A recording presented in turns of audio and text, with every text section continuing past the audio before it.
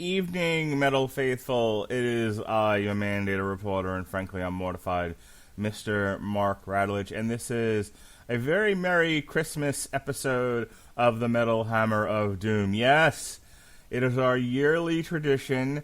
Every year, we dedicate one episode of the Metal Hammer of Doom to filling you with Christmas cheer. And this year does not disappoint. This year, we are reviewing A Christmas Carol, the famous Charles Dickens tale that has been done by everybody and their mother in some form or another. This time, it's being brought to you by symphonic power metal band from Boden, Sweden. IKEA's from Sweden. I like meatballs. Oh, yeah. The name of the band is called Majestica, formerly ReinXeed, and they put out their album A Christmas Carol on December 4th of this past year, 2020. And joining me tonight to fill you with even more Christmas cheer, he's holly and jolly.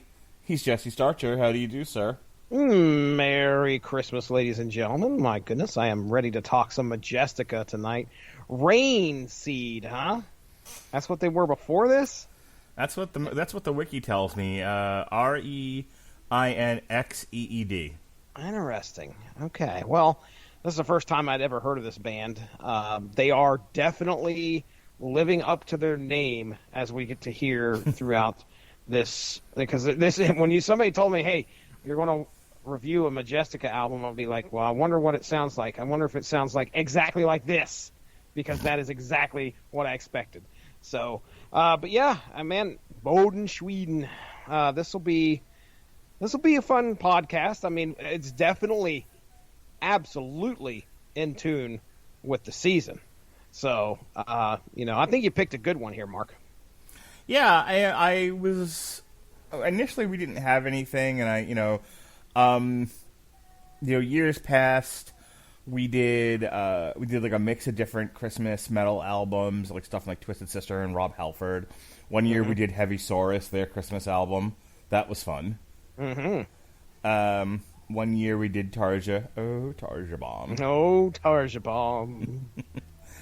And like we didn't have anything, and I wasn't sure what we were gonna do or how we were gonna close out the year, and I just kind of put in a search in Amazon, or Google for like metal Christmas, and all the same stuff came. King Diamond came up, Rob Halford came up, Twisted Sister came up, a bunch of like random compilations came up, and then out of the clear blue sky, I saw this thing called Majestica, A Christmas Carol, and it hadn't even come out yet, and I'm like, hot diggity.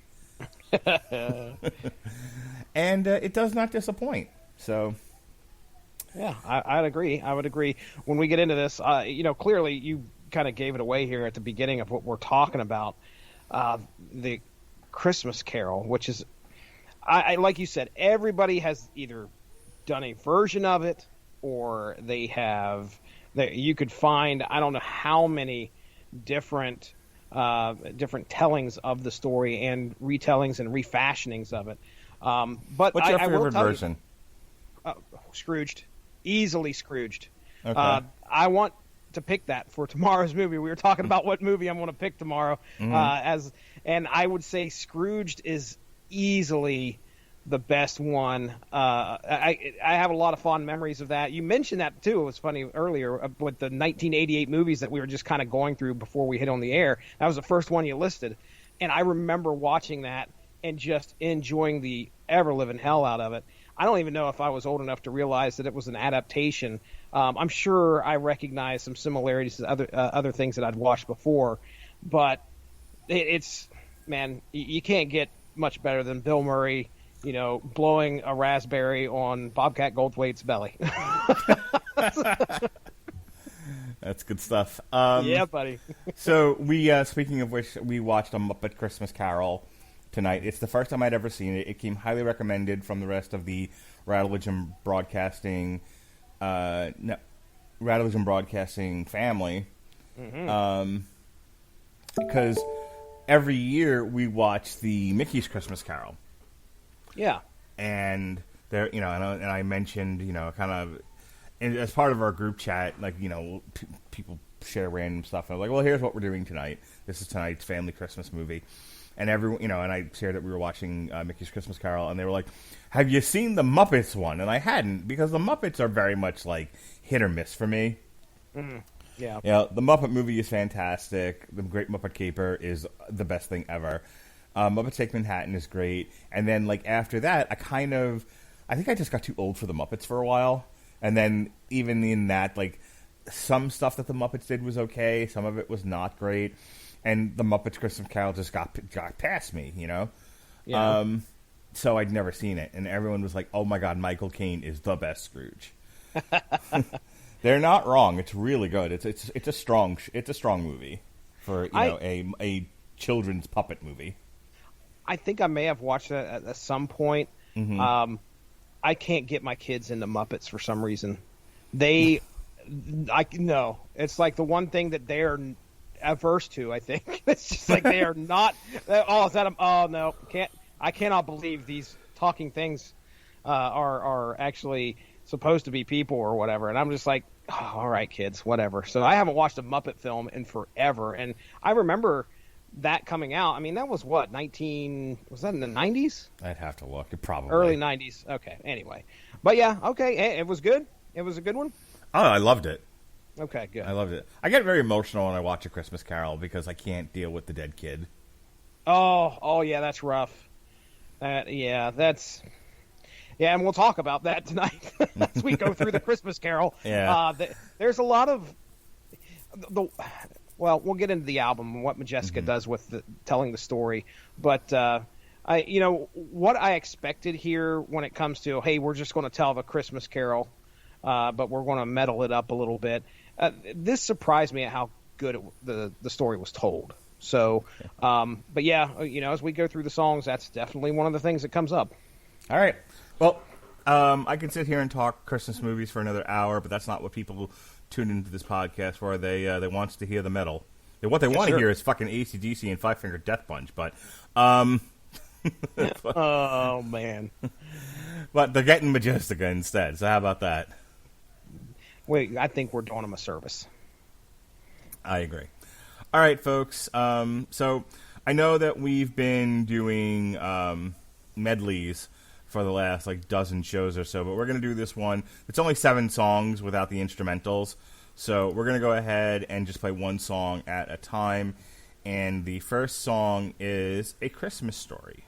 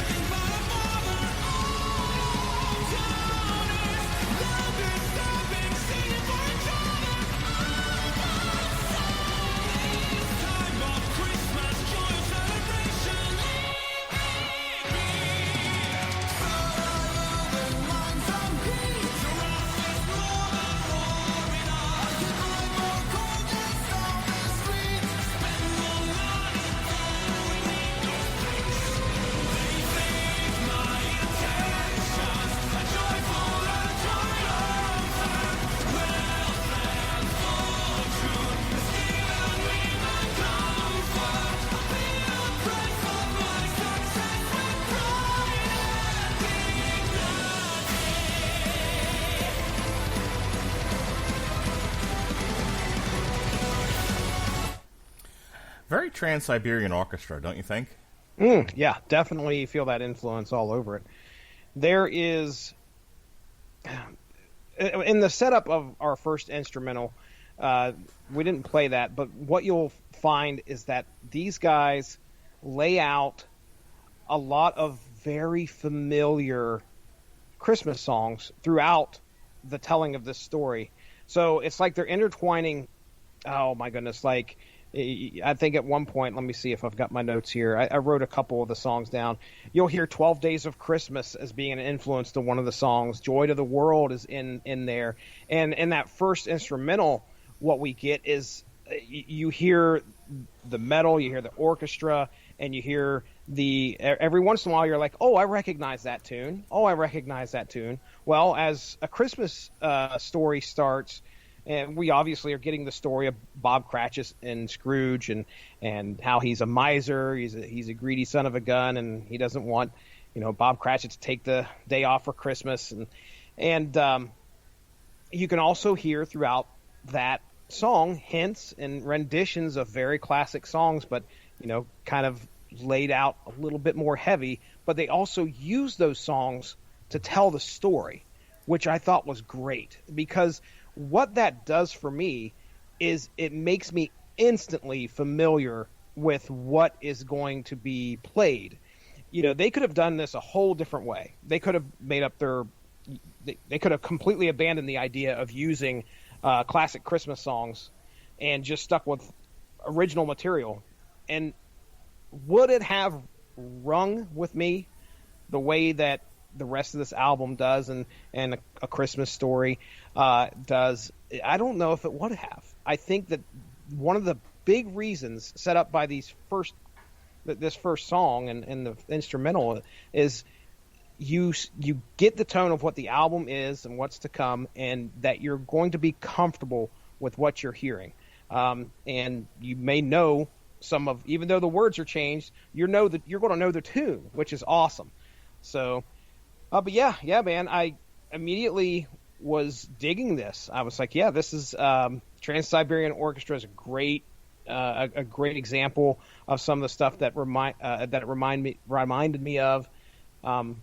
I'm trying to think of some other stuff. I was thinking of the orchestra and the epic sound that you get through here is exactly what I expected, and it is great. It's great, and it's really upbeat. At least this first song, A Christmas Story, even though it's telling you this horrible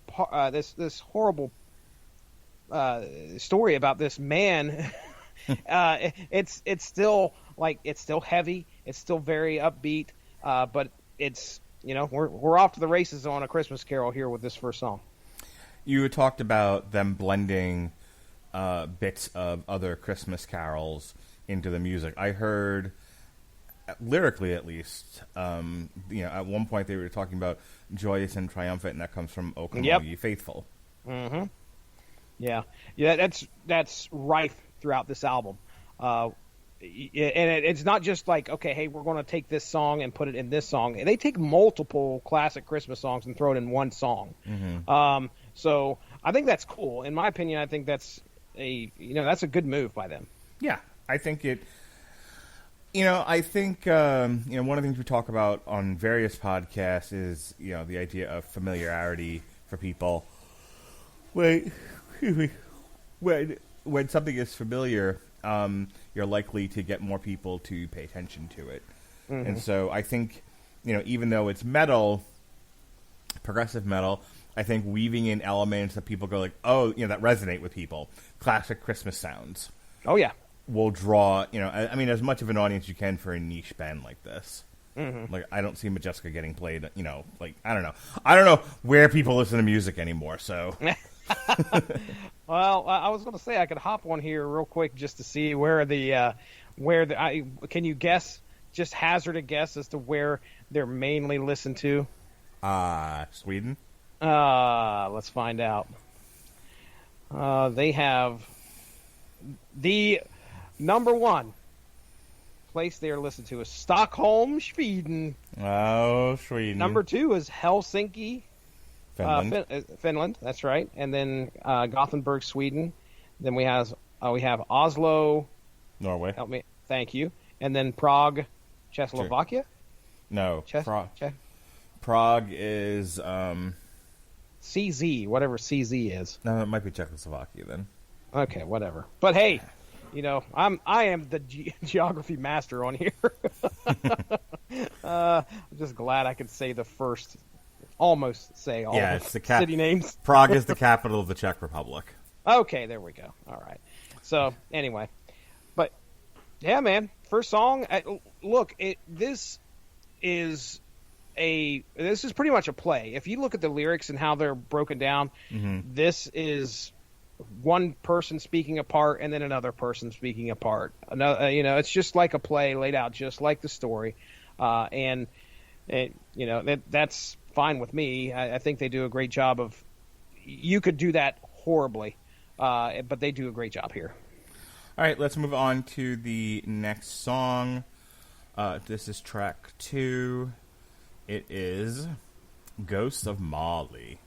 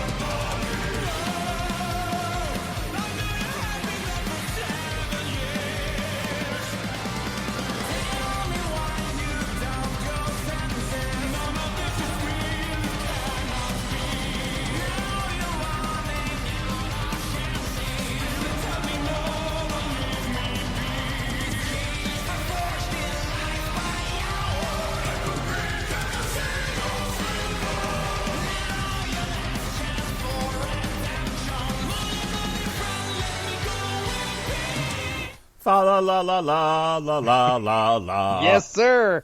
Yep. All over it. If you laid out the checklist, stuff that Jesse Starcher enjoys, okay? If you laid that out, especially in a metal song or an album, what you're going to see usually at the top of the list is it a concept album? And I would say that this is, so you better check that off. Is it telling a story, involving, does it have power metal in it? Does it have metal? Check it off.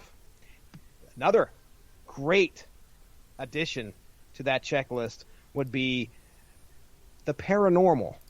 So here we have, just like in the story, a ghost show up and is talking to Scrooge. This is the ghost of his former. This is a ghost of his former boss, Bob Marley. I believe. It was his boss or it was his friend? Which one? Nope. It was his partner. It was his partner. They were partners in the counting house. Okay. So Jacob Marley shows up, and I said, Bob Marley. That's a different Christmas Carol. That would have been a great Christmas Carol. Wait a second. You're not Jacob. No, man. So, Mr. Scrooge, could we have the day off? It's Christmas Day. Yeah, man. Take the whole week off. So anyway, only mildly racist. Jacob Marley shows up, and he's a ghost, and he's telling Scrooge that he's getting ready to go on a journey tonight. He's going to be visited by 3 ghosts. So check that off for me, Mark, because now we're involving the paranormal in this metal story that we're getting. So there are a lot of boxes checked. And as we go on, there's going to be one other box that checks for old Jesse Starcher. I'll leave that till we get to it. I have a feeling Mark Radulich could figure it out in 2 seconds, but we'll get to it, I'm sure. But yeah, hey, again, we're telling a story. The track's good. You'll find that I cannot critique these guys, especially when it comes to playing any instruments. The vocals are fantastic. What was his name again? Oh, I had it here in front of me. Johansson. What's his first name? My goodness. ReinXeed. I know. But our lead vocalist here, I mean, my goodness. You could... It's understandable why he's the front vocalist of a band like this. Tommy Johansson. Great vocals. We're hitting all cylinders here. You got anything you got to say about the ghost of not Bob Marley but Jacob Marley? Well, once again, you can tell the song that they're weaving into this was "Deck the Halls." Yeah. The other thing that became very clear to me in listening to this was, I come from musicals. I was brought up on musicals. We had aside from having 50s music played in the house, there was a lot of that going on. And my parents would go see plays and concerts and musicals in the local parks where I grew up on Long Island. And I've been to I grew up with Broadway being only 45 minutes to an hour from my house. So I've seen a lot of musicals. I was a theater kid. So that sort of thing resonates with me. And one of the things I noticed about Ghost of Marley is how much that what I like about this album so far, and what I'm going to like about it as we get to the end of it, is it has that Avantasia metal opera feel. Theatrical feel to it, yes. Yeah, absolutely. I agree. All right, let's move on to track number 3. Here we go. This is Ghost of Christmas Past.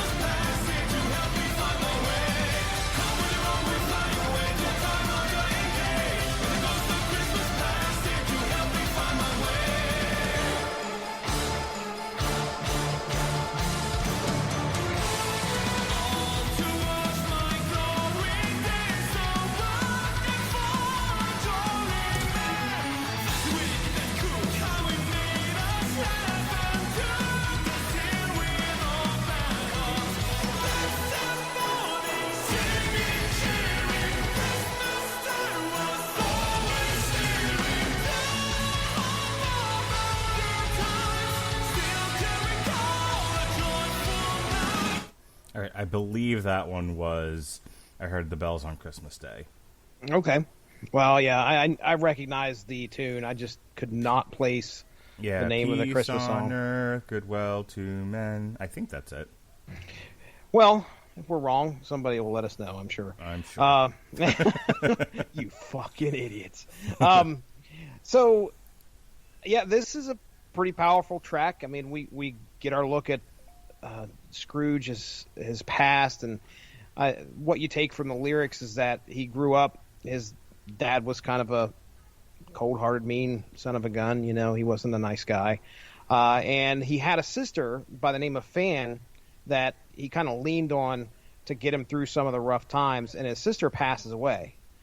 So that's kind of sad. He goes to Christmas Past, takes him a little bit more forward through time. Oh, wait a second. There's that box, Mark Radulich. Check that box. Time travel, sir. There you go. Anyway, he takes him a little bit more forward through time, and then we learn about how Scrooge had once fell in love with a girl by the name of Belle, and she left him for another man because he became so self-involved with becoming a rich man. In the Disney version, she's like, in the two versions that I've seen, and I know I've also seen one on Broadway. I took one of the girls I wanted to bang to it. Merry Christmas, everybody. Anyway, a girl I was trying to woo at the time, I took her to go see A Christmas Carol, and I also took her to go see Rent. Okay. Yeah, she was another theater nerd like me. Anyway, in the versions that I recall, and I've just watched two of them, Belle, in both cases, is like, "Are you ever going to marry me?" And in both cases, Scrooge is like, "Nope, not yet. Man. It's not the right time." In the one version, in the Disney version, he forecloses on her cottage because she's like an hour late paying the mortgage. In the Muppet Christmas Carol version, he just makes up a bunch of excuses, like, we just don't have enough money. We barely have enough for a house. My investments haven't paid off. The economy's not good. It's dark out and there are wolves after me. All kinds of shit. And she's just like, and he was like, "I love you," and she was like, "You used to," and she just walks off, and it breaks my heart. Like, that's rough. Yeah, that's the thing about like A Christmas Carol is, whatever version I've watched, the story always gets to me. Because it's a story about redemption, which resonates with me. I was telling my wife this, like, I don't think I'm a shitty person or anything, but I think that's something I have to watch about myself. Yeah, everybody has regrets. And clearly Scrooge has quite the regret. He realizes, after this story is told here, or this portion of the story is told in the song, he realizes what went wrong. Why he's beginning to figure it out that, I should have paid more attention to her than I did the money, than I did with myself. You can't take it with you, man. No, you can't. And, I could remember, getting married was easy for me. So, I could look back and say, you were like 9 at the time. Not a tough decision.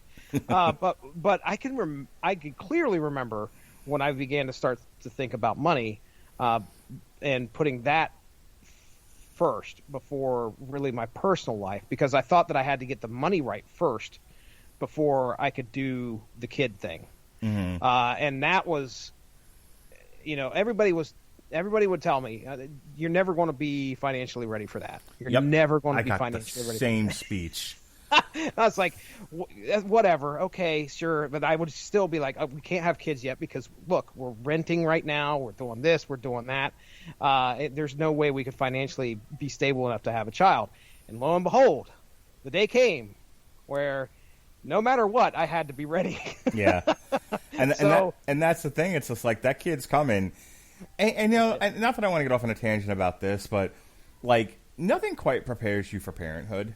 No matter what anyone says, like, when you're just alone with that baby, and the baby is crying, and you've run through the checklist, you've fed it, you've changed it, you've burped it, and it's still crying, and you're like, I don't know what the fuck to do. Yep. Oh yeah.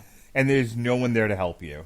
Oh man, I'll tell you, the worst days of raising a child is when they're sick, and you cannot fathom what to do to try and get them to feel better. You've tried everything. Mm-hmm. Oh, and when they don't want to take the medicine, oh my goodness. Oh, my daughter especially, but I think both my kids are really bad about it. Like, my daughter, God, when she had pneumonia years and years ago, I remember, like, we would try to give her the medicine, she'd just throw it back up again. And I think my wife was contemplating killing her in that moment. It's horrible because you're at your wit's end. Right. The absolute worst moment that I can remember when I was trying to get, I think it was Caleb, was either Caleb or Colton. I can't remember, but I do know that, like, I threatened to leave the house, and to them that was the worst thing that they could ever do, that I could ever do. I said, look, if you do not take this medicine, I am leaving. And I threatened that for half an hour straight, and he wouldn't take his medicine, but he didn't want me to leave that house. So finally I walked out, and I went out back, and I mean, just on the verge of tears, and my wife calls me and says, he took it. So, I mean, the point being, obviously, we did get off on a tangent of it, but sometimes you've got to be able to look at the big picture instead of trying to get the minutia right. Right. So, anyway, I think the lesson in that particular moment for Scrooge is, you know, he comes to love money more than anything else, and money's not going to hug you back. Money is not going to pick you up when you fall. You know, money is nice. Certainly, I've just paying attention to just something like boxing and seeing how much money I was telling my wife today, like, I need to, like, train, get into shape, become a mandatory challenger, and then demand either my you know, they set up my fight or pay me go away money. Which is a thing that happens in boxing. And I'm like, we could be rich if I could just get to be a mandatory challenger for a title. It doesn't matter which one, as long as it's one of the big four.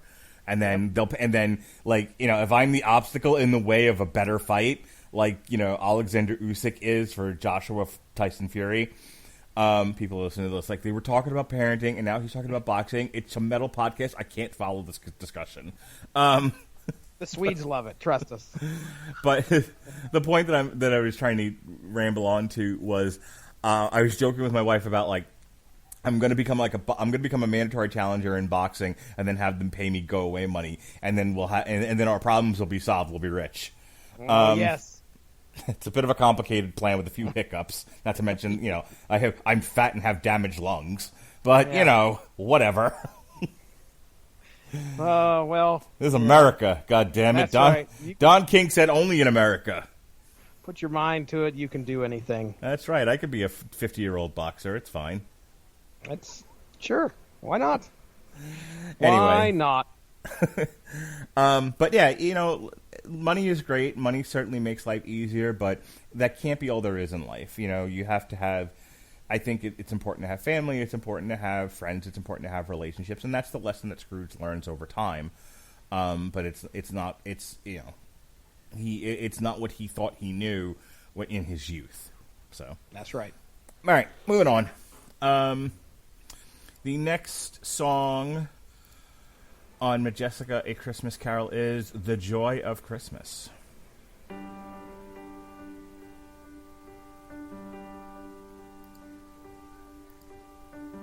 Another night of working late for this cold, heartless man. They say his heart is filled with loneliness and filled with hate. All this time I wondered how it could have been if someone knew just what he needed and took away his sight of greed. Of all these years I spent on working for that stubborn man, I realized that wealth and fortune can't bring you all. I can't imagine how his life now could have been if someone took his hand and said, I'll be your friend. If he only knew the feeling of coming home through those that you are holding close.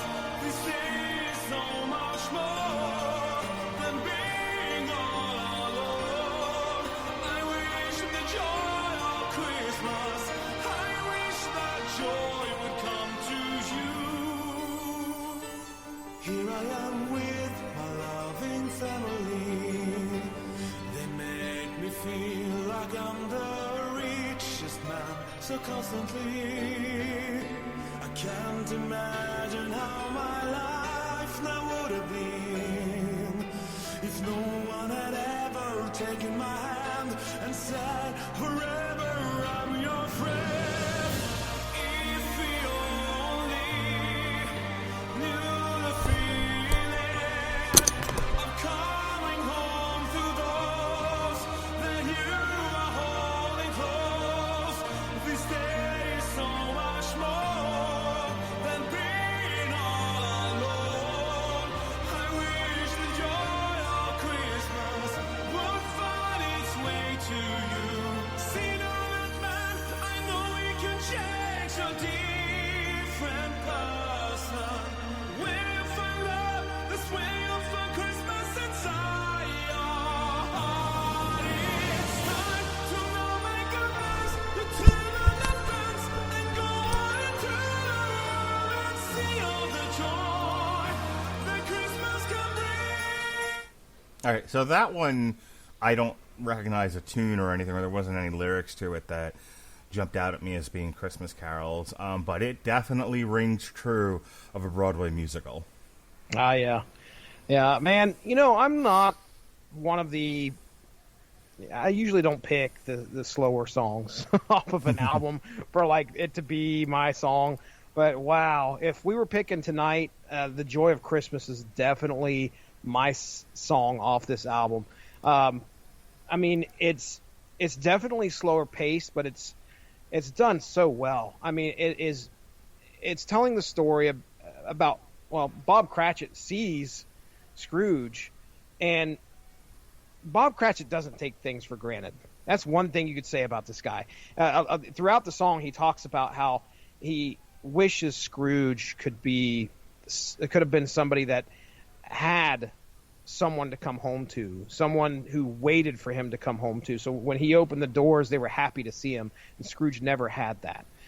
So Cratchit, as miserable as Scrooge makes his life sometimes, Cratchit understands what this guy is going through, or at least is trying to understand.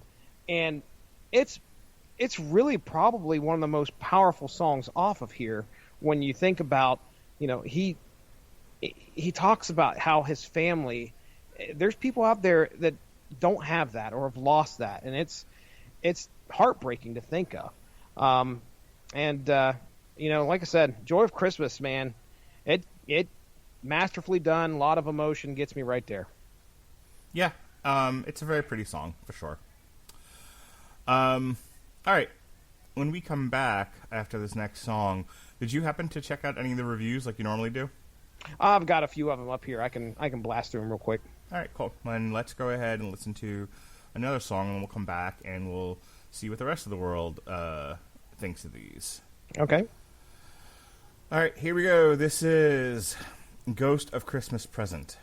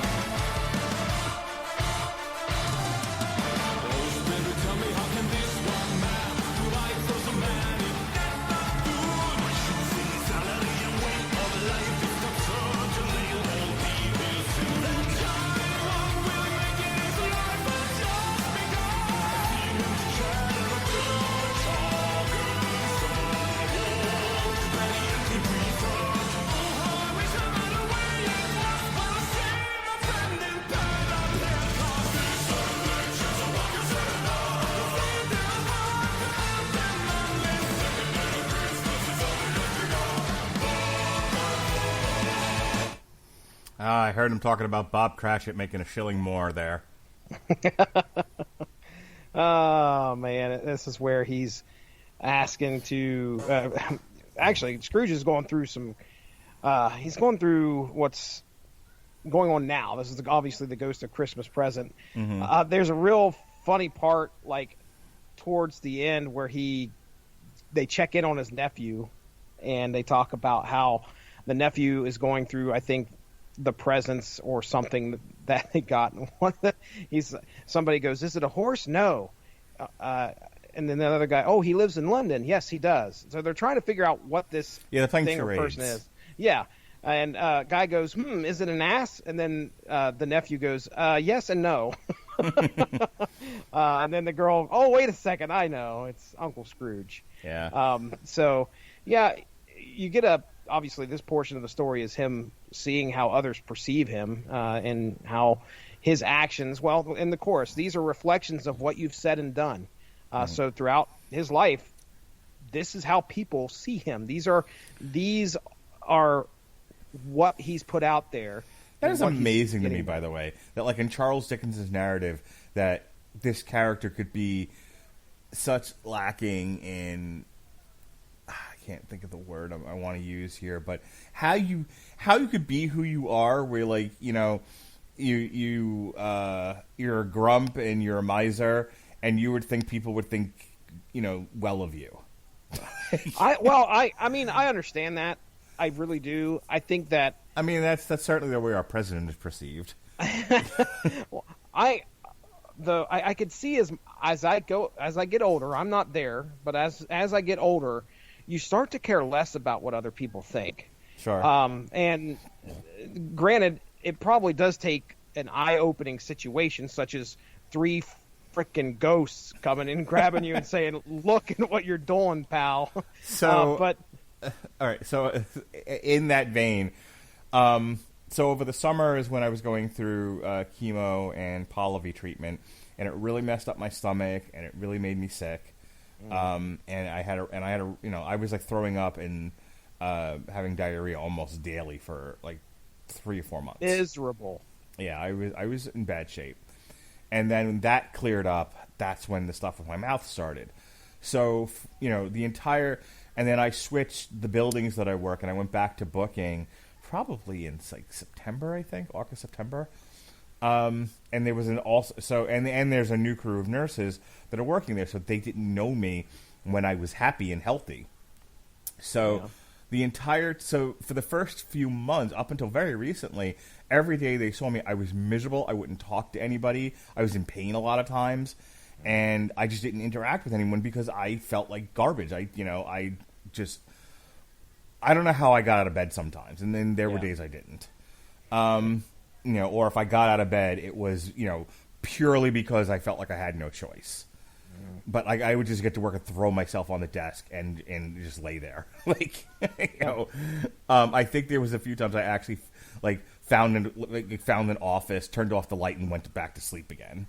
I was like I said, I was a mess. And then I started to feel better, and my sense of humor returned, and my sense of good cheer, my general sense of good cheer. And, you know, one day I'm walking in there, and I know these nurses don't know me very well, and they think I'm a grump. And so I just lifted up my scrub shirt, you know, and flashed them my shirt underneath it. Because I figured showing them my bare belly would probably be a bit much, especially for a first impression. I was a little worried there where you were going, but you got a shirt underneath. All right. Yeah. I jokingly, like, flashed them my shirt.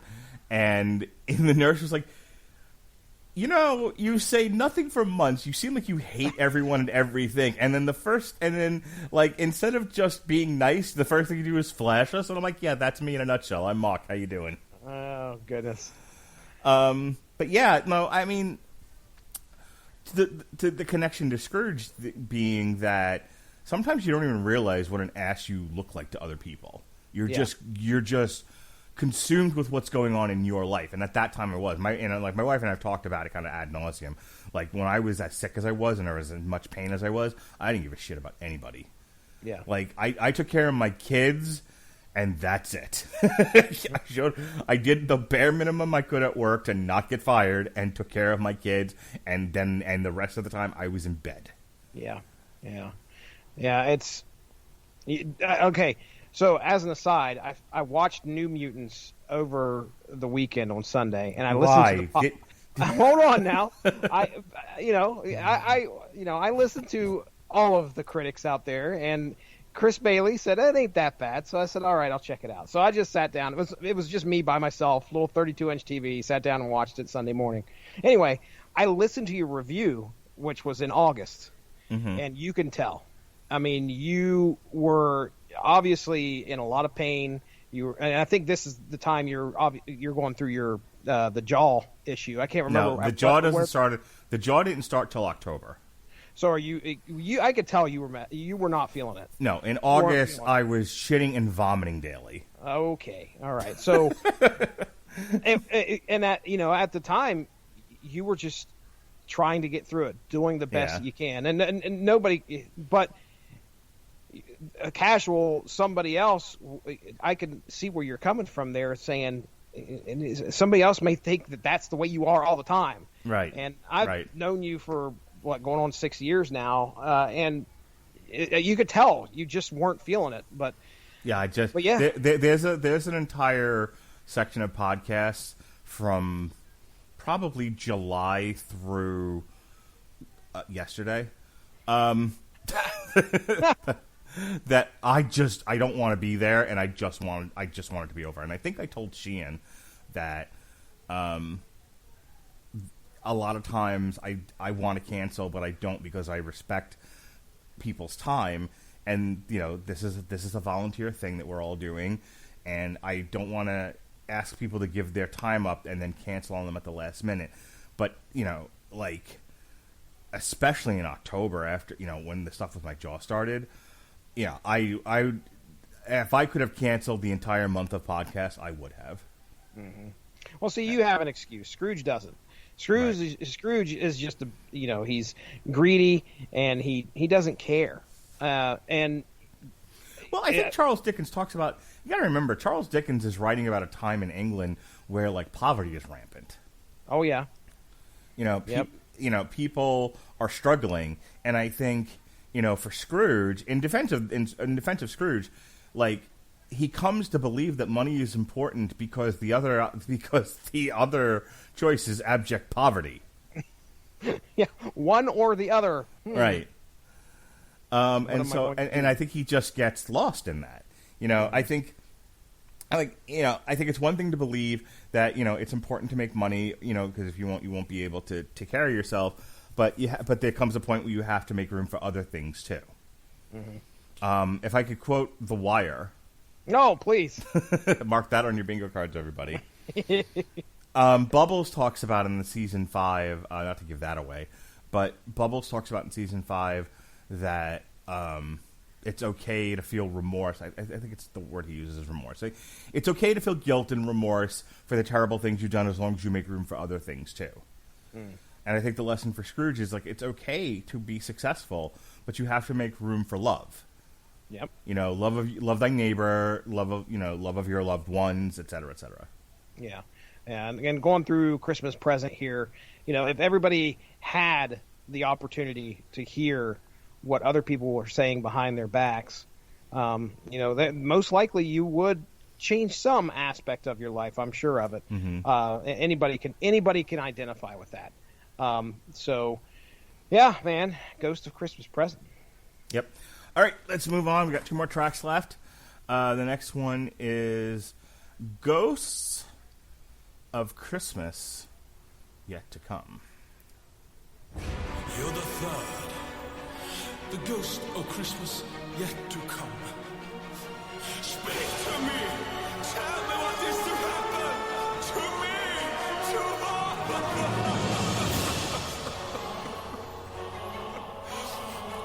Very well. Then show me, spirit. Show me what I must see. Look at this, is what I found when I went through his belongings. Like it's never used this truck that's made of gold. What a waste of a man. He was cruel indeed and selfish, and he died a lonely man, as one told. Who is this man that they talk about? The one that for them seems so cruel. Is he dead? I can see. Tell me, spirit, what's the matter?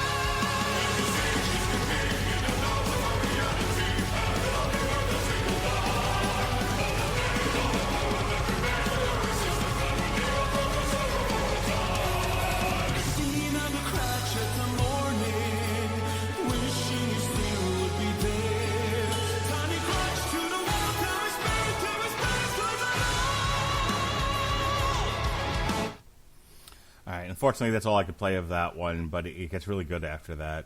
The final meeting of Scrooge and the Third Spirit's always, like, it's basically like being shown his death.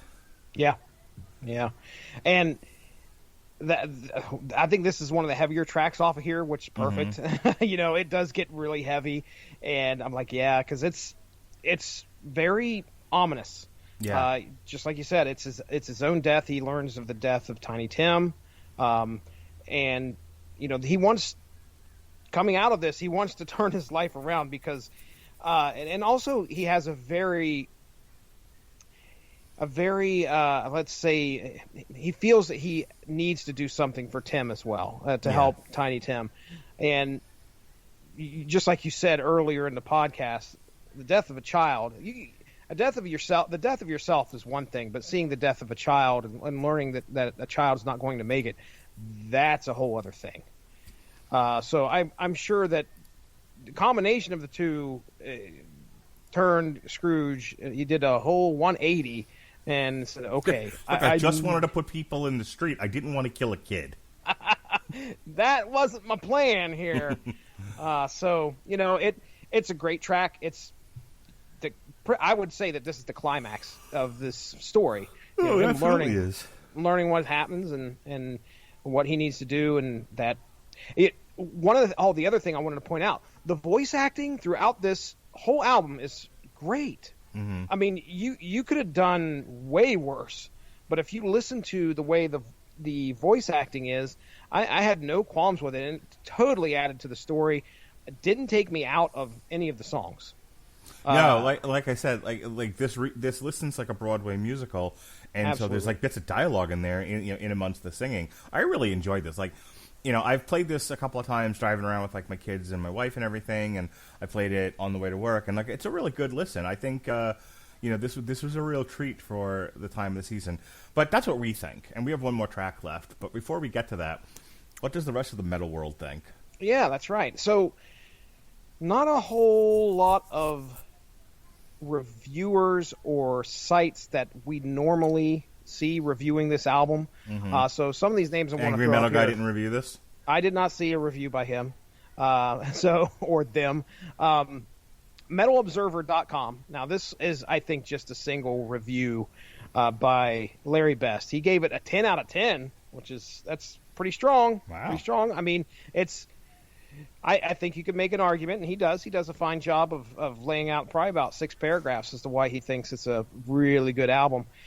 We also have the Rock Report, .be. What is that, Belgium? Yeah, we'll go with that. Sure. They have 12 reviews, giving it a 4.78 out of 5 stars. Wow. And then we have the metalstorm.net, who the reviewer gave it an 8.3. 26 users gave it a 7.69. So that's really specific. And then we get into markusheavymusicblog.org. 10-star system here, and we got 7 out of 10, it looks like. So, I mean, it's clearly better than average in my opinion, especially for an album that is Christmas, it's concept, and it's metal, power metal, orchestra. It's checked all those boxes for me. I'm not going to give it a 10 out of 10, but I wouldn't have a problem giving this thing a 9 out of 10 if I've got to do it on a scale.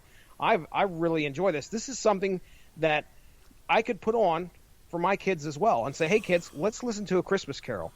And if you're a metal fan, if you're somebody that really enjoys a story being told, especially around Christmas, this is perfect. Yeah, for sure. All right, let's close up shop here. We got one more song left. Our glorious conclusion, Scrooge has been saved. Here we go. A Christmas has come. Hey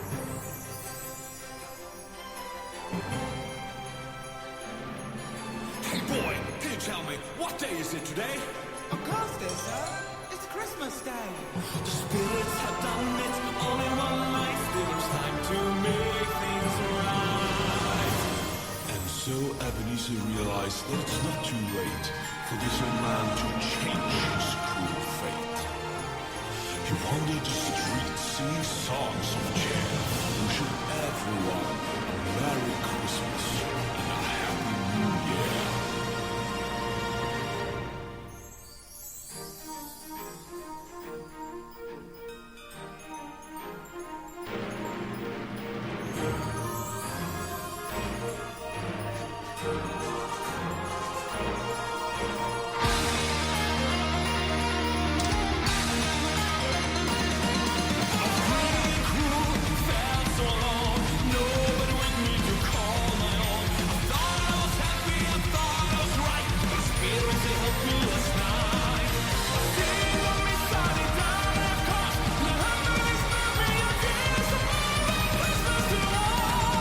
And a Happy New Year.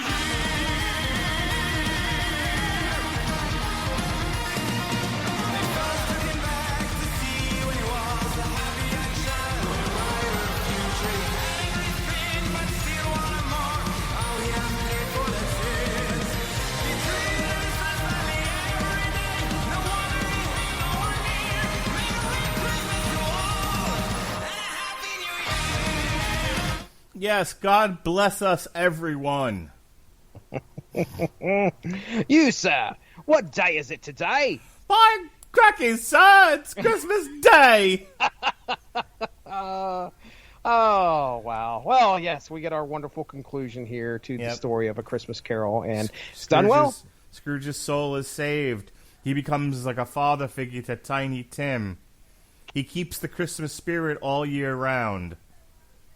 Tremendous. We should all be able to keep the Christmas spirit around in our hearts throughout fucking try, man. every day. Every fucking day. try. Dude, trust me. I you know, one of the hardest things, and I credit this album for at least I watch a lot of Christmas porn all year round. Does that count? I've got anybody who's probably heard any of my podcasts could probably figure out I'm a pretty cynical dude. Okay, Really? Compared to me? Well, you know, I learned from the best. I mean, Okay. Another soul I've damaged. Great, thanks. no, trust me, I've been cynical for quite a while, and one of the things that really chaps my ass is the consumerism that's built around Christmas, and it's nothing you can escape, unfortunately. The one thing I can say is that definitely this year, 2020, has probably been very, very stressful for a lot of people financially, and especially emotionally. And I mean, there's some unstable households, I guess, is probably the best way to put it when it comes to Dude, people went in the fucking street. Well, yeah, the way that this virus has just ravaged a lot of people this year. So when I say, I guess how I tie this to me being cynical and just like, okay, yeah, yay for Christmas. Oh my goodness, the joy of Christmas. You know, track 5, the joy of Christmas, really kind of started to crack that shell a little bit for me this year. Like, made me realize that, hey, it's not all about that.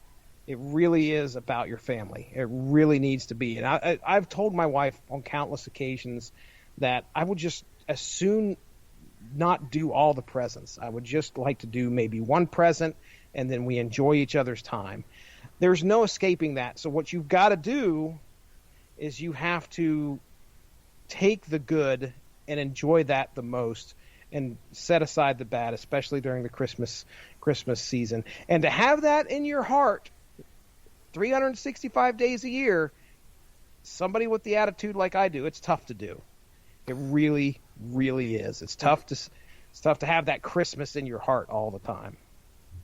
Jesse, I just want you to know that I have a Christmas gift for you. I know I sent you a Back to the Future Pops of the That's Clock right. Tower. I know how much you're a Back to the Future fan. I sent your family the Back to the Future animated Christmas special. That's to right. enjoy with your family. But I have one more Christmas present for you that I want to give you right now, here and now, to show you that I keep the Christmas spirit with me all year round. Oh, let's hear this. Okay. I have a feeling I know exactly. You know where this was headed, eh? All right. Here we go. This is a bonus track. I fucking hate Christmas. Goddamn holiday bullshit. Here's a story about Christmas Town. The new Santa Claus is wearing a frown. He looks a lot like Mom or Dad, the same old Christmas song. Kids ask for dolls made from the Cabbage Patch, but they'll get nothing with some coal to match. Remember, there's always next year. Promise you won't wait long. Jingle bells, my stealing elves, a reindeer in my sleigh. Jingle bells, my prostate smells, young chick fist on my leg. Green jello kiss for your misfit. Jingle bells, great grandpa smells like Judy and bacon. They asked for this, yet you gave them that. Like a chewed-up dog toy and a used rubber hat. Drug-smoking drunk Santa hanging out at the mall. He says you're the worst Santa Claus of them all.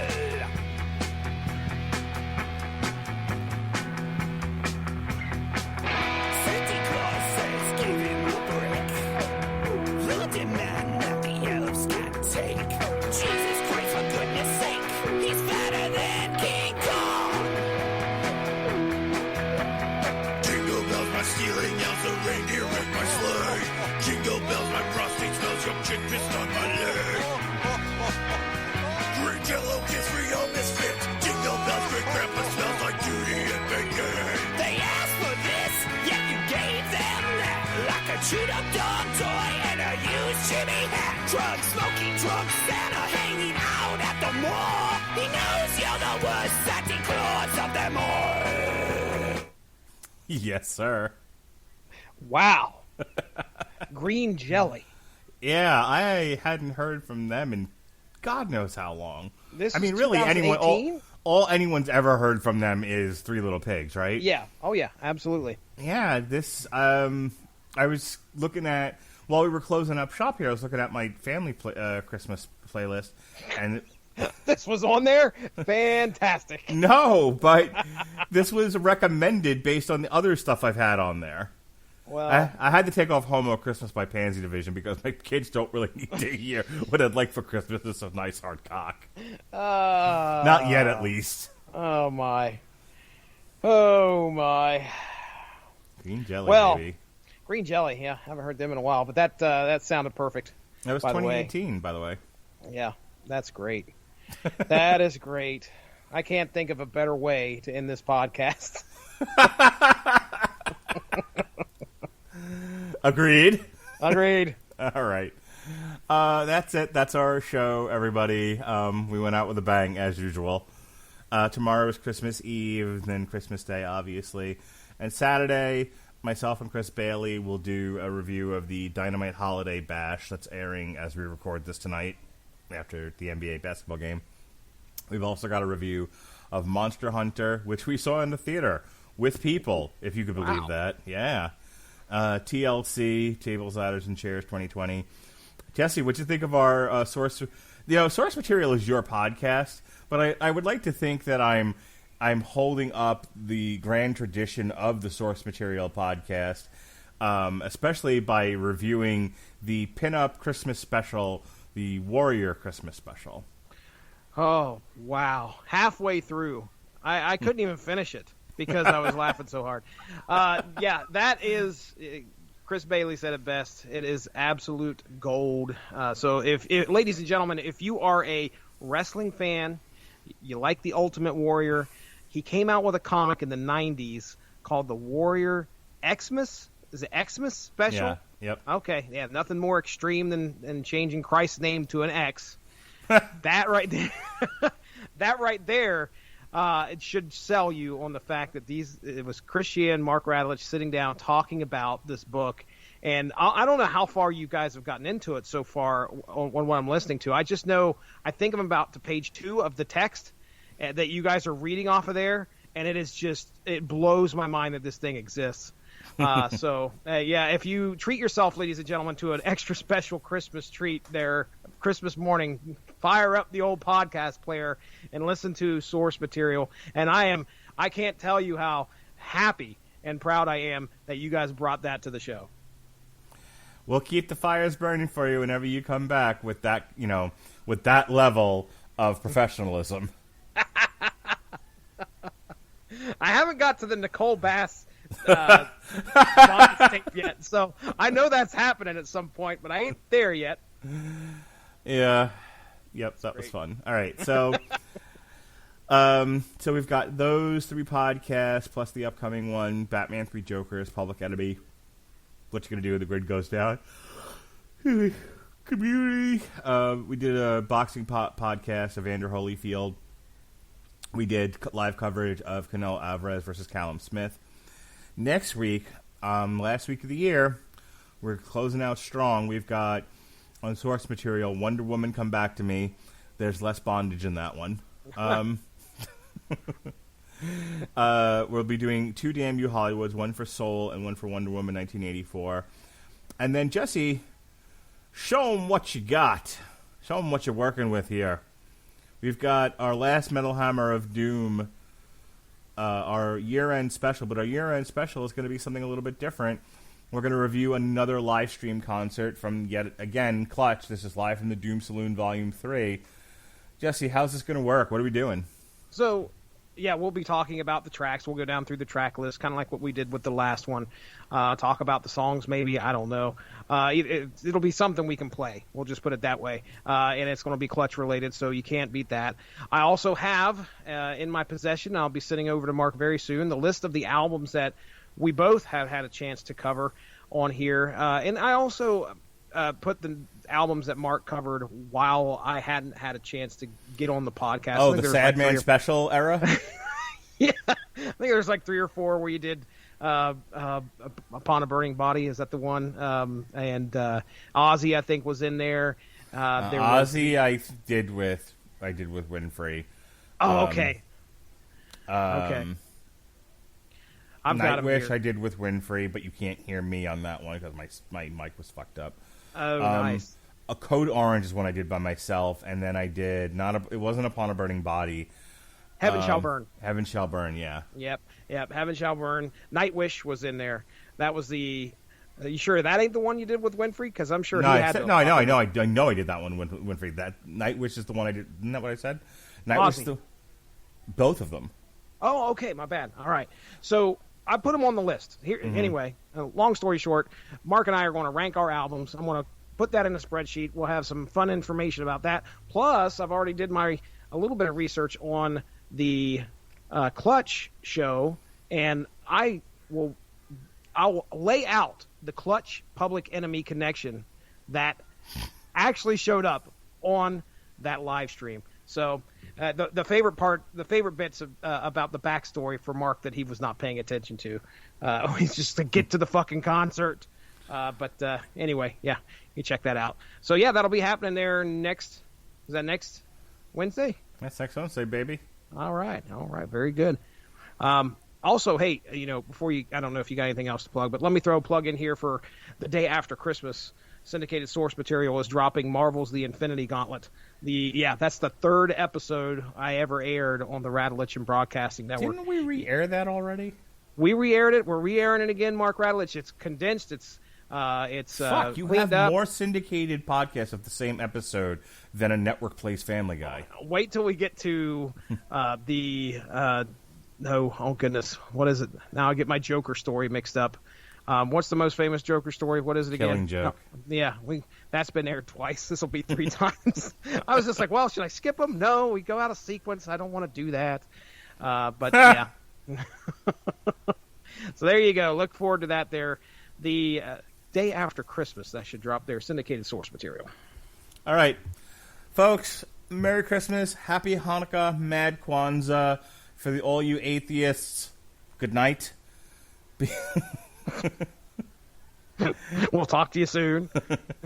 For the Seventh-day Adventists, same thing, I guess. Sure. No, in all seriousness, everyone have a happy and safe holiday, however it is you spend it, whether it's getting Chinese food or, having a turkey dinner or eating the prime rib or the chocolate pot roast, whatever you like. It's been a year.